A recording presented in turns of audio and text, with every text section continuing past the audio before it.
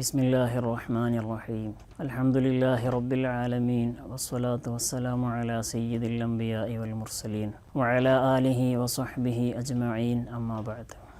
വിശുദ്ധമായ റമളാനിൻ്റെ പവിത്രമായ ദിനരാത്രങ്ങൾ, അള്ളാഹുവിൻ്റെ വലിയ അനുഗ്രഹങ്ങൾ ഓരോ നിമിഷവും നമ്മൾ അനുഭവിച്ചു കൊണ്ടിരിക്കുകയാണ്. നമുക്ക് ലഭിച്ച സമയങ്ങൾ, നമ്മുടെ ആരോഗ്യം, സമ്പത്ത്, സന്താനങ്ങൾ, ഇങ്ങനെ തുടങ്ങി വ്യത്യസ്ത അനുഗ്രഹങ്ങൾ ഓരോ നിമിഷവും നമ്മൾ അനുഭവിച്ചു കൊണ്ടിരിക്കുന്നു. ഈ അനുഗ്രഹങ്ങളിലൊക്കെയും ആലോചിക്കുകയും റബ്ബിലേക്ക് മനസ്സ് തിരിക്കുകയും ചെയ്തവരാണ് യഥാർത്ഥ വിജയികൾ.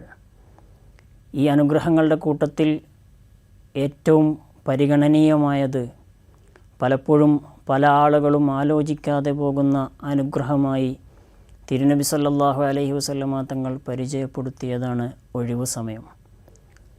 വ്യത്യസ്തമായ ജോലി തിരക്കുകൾക്കിടയിൽ ഈ ലോകത്തെ ജീവിതവുമായി ബന്ധപ്പെട്ട് കിടക്കുന്ന വിവിധ കാര്യങ്ങളിൽ സമയം ചിലവഴിക്കുമ്പോൾ തന്നെയും പലപ്പോഴും നമുക്ക് ഒഴിവു സമയങ്ങൾ ഉണ്ടാകാറുണ്ട്.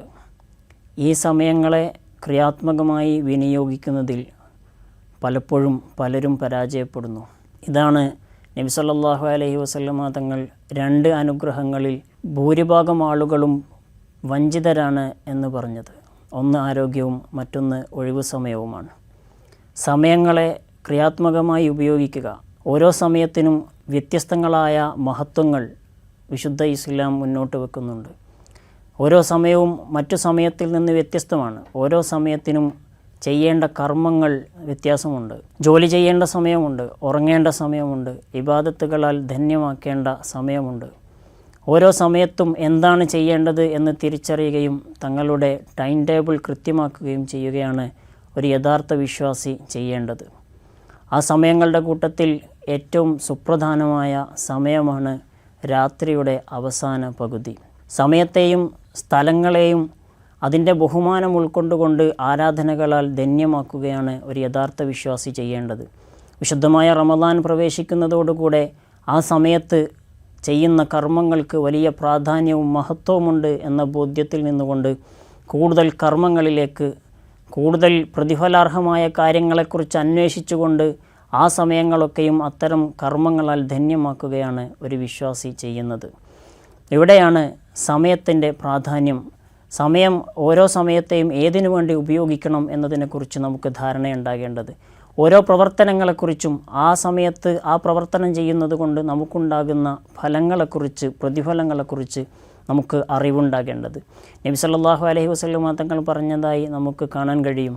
ഒരാൾ രാത്രി ഉറങ്ങാൻ പോകുന്ന സമയത്ത് ഉറങ്ങുന്നതിൻ്റെ മുമ്പ് വുളൂ ചെയ്യുകയും പൂർണ്ണമായ ശുദ്ധിയോടുകൂടെ ചെല്ലാൻ പറയപ്പെട്ട ദിക്റുകൾ മുഴുവനും ചൊല്ലിക്കൊണ്ട് ഒരാൾ രാത്രി കിടന്നുറങ്ങിയാൽ അദ്ദേഹം രാവിലെ എഴുന്നേൽക്കുന്നത് വരെ അദ്ദേഹം നിസ്കരിക്കുന്നവനായി പരിഗണിക്കപ്പെടുമെന്ന് ഹദീസുകളിൽ നമുക്ക് കാണാൻ കഴിയും.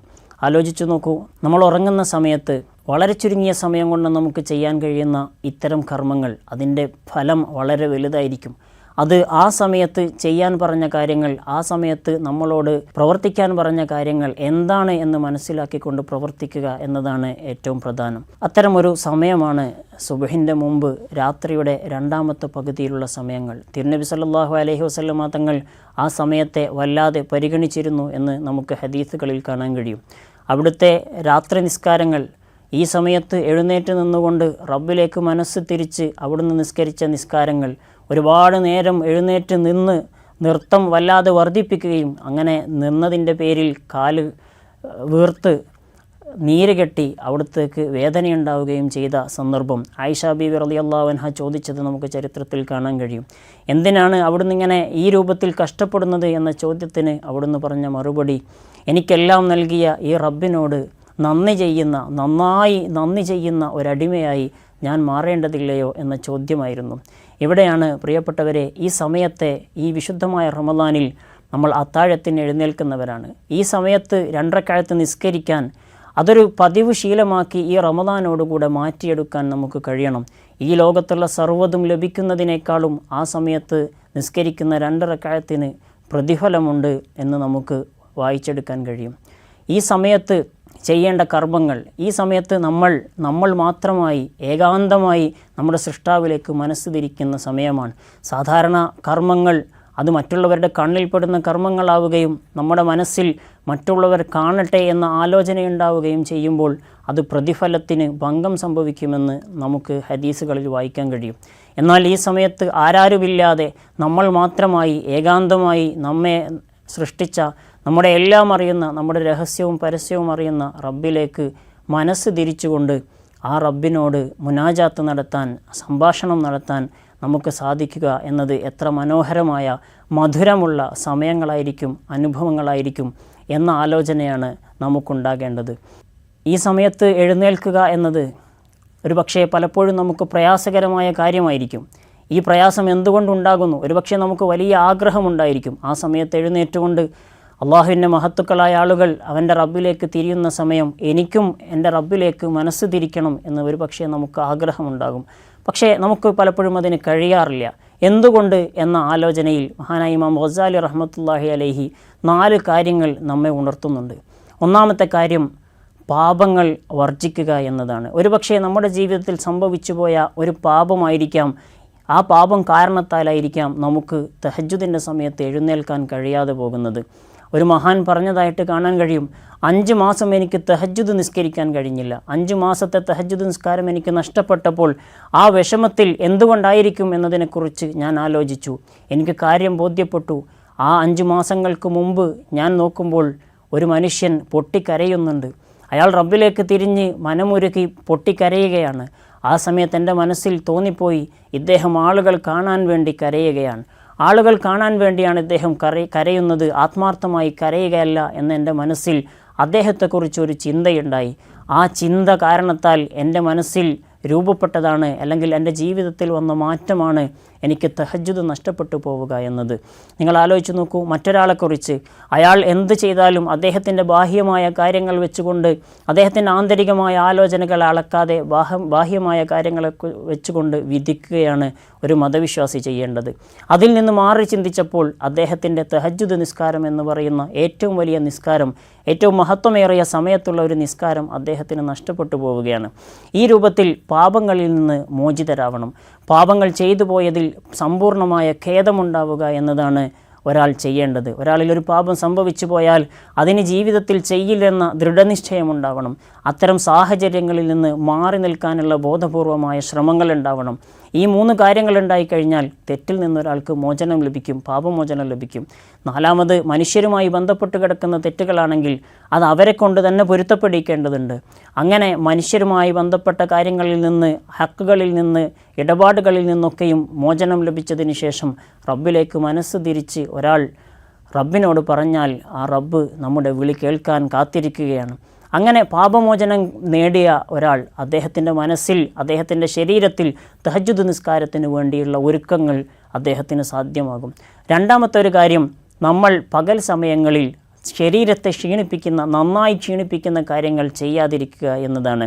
അത് ശാസ്ത്രീയമായും നമുക്കങ്ങനെ തന്നെയാണ്. ശരീരം ക്ഷീണിച്ചു പോയാൽ, ശരീരത്തിന് ക്ഷീണം സംഭവിച്ചാൽ പിറ്റേ ദിവസം നമുക്ക് എഴുന്നേൽക്കാൻ പ്രയാസമുണ്ടാകും. അതേപോലെ തന്നെ മറ്റൊരു കാര്യം ഇമാം ഗസാലി റഹ്മത്തുള്ളാഹി അലൈഹി പറയുന്നു, ഒരാൾ ഭക്ഷണത്തിൽ മിതത്വം പാലിക്കുക എന്നതാണ്. ഭക്ഷണം കൂടുതൽ കഴിക്കുന്ന സമയത്ത്, നമുക്ക് വിചാരിക്കുന്ന സമയത്ത് നമുക്ക് എഴുന്നേൽക്കാൻ കഴിയില്ല. 4ാമത്തെ കാര്യം മഹാനവർകൾ പറയുന്നു, ളുഹ്ർ നിസ്കാരത്തിൻ്റെ മുമ്പ് അല്പസമയം മയങ്ങുക എന്നതാണ്. ആ സമയത്ത് ഒരാൾ ഉറങ്ങിയാൽ അദ്ദേഹത്തിന് തഹജ്ജുദ് നിസ്കരിക്കുന്നത് എളുപ്പമാകും എന്ന് മഹാനവറുകൾ നമ്മെ ബോധ്യപ്പെടുത്തുന്നു. ഈ സമയങ്ങൾ ദിക്റുകളാൽ റബ്ബിനോട് ഇസ്തിഗ്ഫാർ ചെയ്തുകൊണ്ട് റബ്ബിലേക്ക് മനസ്സ് തിരിച്ച് കഴിഞ്ഞുപോയ പാപങ്ങളിൽ നമ്മളിൽ നിന്ന് വന്നുപോയ തെറ്റുകളെക്കുറിച്ച് ആലോചിച്ച് റബ്ബിലേക്ക് മനമുരുകി ദുആ ചെയ്യാൻ വേണ്ടി നമ്മൾ ഉപയോഗപ്പെടുത്തണം. വിശുദ്ധമായ റമദാൻ അതിനുള്ള സമയമാണ്. ആ സമയത്തെ കൃത്യമായി ഉപയോഗിച്ചുകൊണ്ട് ആ സമയം ജീവിതത്തിൽ ഇതൊരു ശീലമാക്കി മാറ്റാനുള്ള ശ്രമം നമ്മുടെ ഭാഗത്തുനിന്നുണ്ടാവണം. തിരുനബി സല്ലല്ലാഹു അലൈഹി വസല്ലമ തങ്ങളടക്കമുള്ള മഹാന്മാർ ഈ സമയത്തെ വല്ലാതെ പരിഗണിച്ചതായി നമുക്ക് കാണാൻ കഴിയും. ശേഷം സുബ്ഹി ബാങ്ക് കൊടുത്താൽ സുബ്ഹി നിസ്കരിക്കുന്നതിൻ്റെ മുമ്പ് 2 റക്അത്ത് സുന്നത്ത് നിസ്കാരം, വളരെ പ്രധാനപ്പെട്ട സുന്നത്ത് നിസ്കാരമാണ് സുബ്ഹിൻ്റെ മുമ്പുള്ള 2 റക്അത്ത് സുന്നത്ത് നിസ്കാരം. ഈ ദുനിയാവിൽ സർവ്വതും ലഭിക്കുന്നതിനേക്കാളും നമുക്ക് ഖൈറാണ് ആ 2 റക്അത്ത് സുന്നത്ത് നിസ്കാരം. സുബ്ഹി ബാങ്ക് കൊടുക്കലോടുകൂടെ അതിൻ്റെ സമയമാകും. എന്നാൽ ഒരാൾ സുബ്ഹിയുടെ സുന്നത്ത് നിസ്കരിക്കുന്നതിൻ്റെ മുമ്പ് അദ്ദേഹത്തിന് സുബ്ഹിയുടെ ഇഖാമത്ത് കൊടുക്കുകയും അദ്ദേഹം നിസ്കരിക്കാൻ വേണ്ടി ആളുകൾ തയ്യാറാവുകയും ചെയ്യുന്ന സമയത്ത് അദ്ദേഹം ആ സമയത്ത് നിസ്കരിക്കാതെ ആ സമയത്ത് മറ്റുള്ളവരോട് കൂടെ ജമാഅത്തായി നിസ്കരിക്കുകയും ശേഷം ആ സുന്നത്ത് നിസ്കരിക്കുകയും ചെയ്യാം. സുബ്ഹിയുടെ ഖളാ ആകുന്ന സമയം വരെയുള്ള ഏത് സമയത്തും സുബ്ഹിൻ്റെ മുമ്പുള്ള സുന്നത്ത് നിസ്കാരം നിസ്കരിക്കാവുന്നതാണ്. എന്നാൽ സുബ്ഹിയുടെ മുമ്പ് നിസ്കരിക്കലാണ് ഏറ്റവും പുണ്യമുള്ളതും സുന്നത്തായതും. ആ അർത്ഥത്തിൽ സുബ്ഹിയുടെ മുമ്പ് തന്നെ ആ സുന്നത്ത് നിസ്കരിക്കാനുള്ളൊരു ശ്രമം നമ്മുടെ ഭാഗത്തു നിന്നുണ്ടാവണം.